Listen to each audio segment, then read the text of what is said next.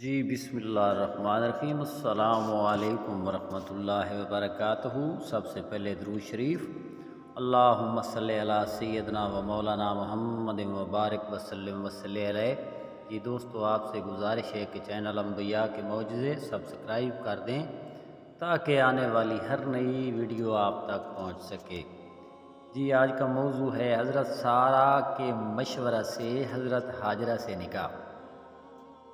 ایک دن حضرت سارہ نے عرض کیا کہ ہمارے پاس اللہ تعالیٰ کے فضل و کرم سے ضروریات دنیا میں یعنی کھانے پینے کی اشیاء اور رہنے کے مکانات کی تو کوئی کمی نہیں، البتہ اولاد کی کمی ہے، اس لیے آپ ہاجرہ سے نکاح کر لیں، ہو سکتا ہے اللہ تعالیٰ ہمیں اولاد سے نواز دے، یعنی ہاجرہ کے بطن سے پیدا ہونے والا بچہ ہمارے لیے تسکین اور راحت کا سبب بن جائے۔ اس طرح حضرت سارہ کے کہنے پر حضرت ہاجرہ سے نکاح ہو گیا۔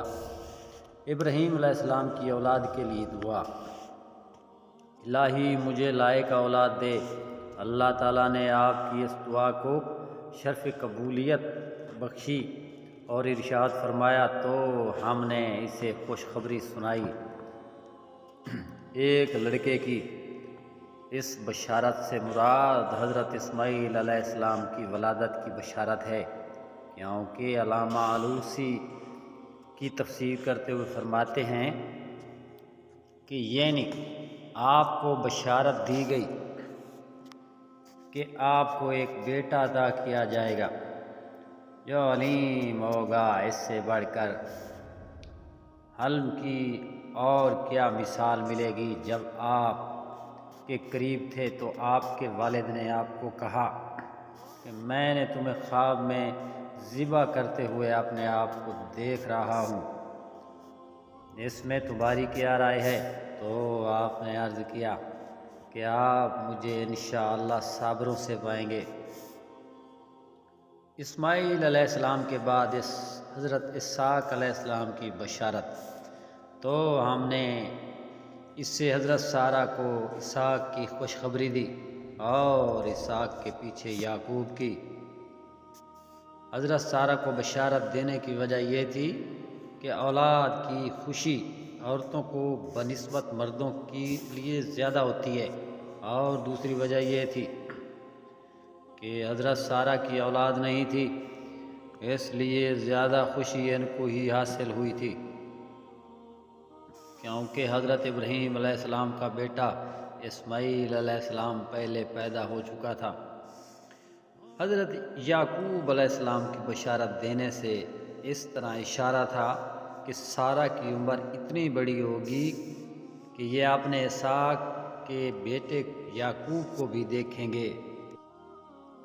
حضرت سارہ رضی اللہ تعالی عنہا کی عمر اس وقت 90 سال تھی،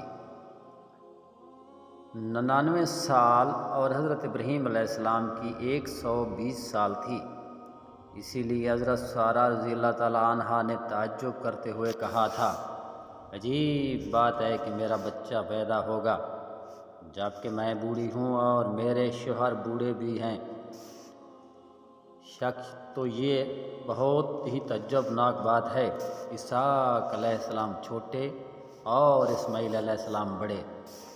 اسحاق علیہ السلام کی بشارت دینے کے 1 سال بعد اللہ تعالیٰ نے انہیں پیدا فرما دیا، اور اسماعیل علیہ السلام کی پیدائش کے 14 سال بعد اسحاق علیہ السلام کی پیدائش ہوئی، یعنی ان کی پیدائش کے 13 سال بعد اسحاق علیہ السلام کی بشارت دی گئی۔ حضرت اسحاق یعقوب علیہ السلام نبی تھے، اور ہم نے اسے ابراہیم علیہ السلام کو اسحاق اور یعقوب عطا کیے، اور ہر ایک کو غیب کی خبریں بتانے والا نبی کیا، اور ہم نے انہیں اپنی رحمت عطا کی اور ان کے لیے سچی بلند ناموری رکھی۔ اس میں ارشاد ہے کہ حضرت ابراہیم علیہ السلام کی عمر شریف اتنی لمبی ہوئی کہ آپ نے اپنے پوتے حضرت یعقوب علیہ السلام کو دیکھا، اور اس آیت سے یہ بھی سمجھ آتا ہے کہ اللہ تعالیٰ کے لیے ہجرت کرنے اور اپنے گھر بار کو چھوڑنے کی یہ اطلاع ملی کہ اللہ تعالیٰ نے آپ کو بیٹے پوتے اور مال و دولت سے نوازا، سبحان اللہ۔ اور کتاب میں اسماعیل کو یاد کرو، بے شک وہ وعدہ کا سچا تھا، غیب کی خبریں بتاتا اور اپنے گھر والوں کو نماز اور زکوٰۃ کا حکم دیتا اور اپنے رب کو پسند کرتا تھا۔ حضرت اسماعیل علیہ السلام نے جو بھی وعدہ کیا تھا اسے ضرور پورا فرمایا۔ ایک مرتبہ آپ اور آپ کا ایک ساتھی کہیں جا رہے تھے تو شہر کے قریب پہنچ کر آپ کے ساتھی نے کہا، یہاں میں بیٹھتا ہوں اور تم شہر جا کر کھانا خرید کر لاؤ، یا تم بیٹھو اور میں کھانا خرید کر لاتا ہوں۔ آپ نے فرمایا، میں تمہارا یہاں انتظار کروں گا اور تم ہی چلے جاؤ، کھانا خرید لاؤ۔ کیا اور بھول گیا؟ 3 دنوں کے بعد اسے یاد آیا۔ روایات میں ہے کہ 1 سال کے بعد وہاں لوٹا تو حضرت اسماعیل علیہ السلام وہاں ہی موجود تھے۔ اس نے تعجب سے پوچھا، تم ابھی یہاں ہی ہو؟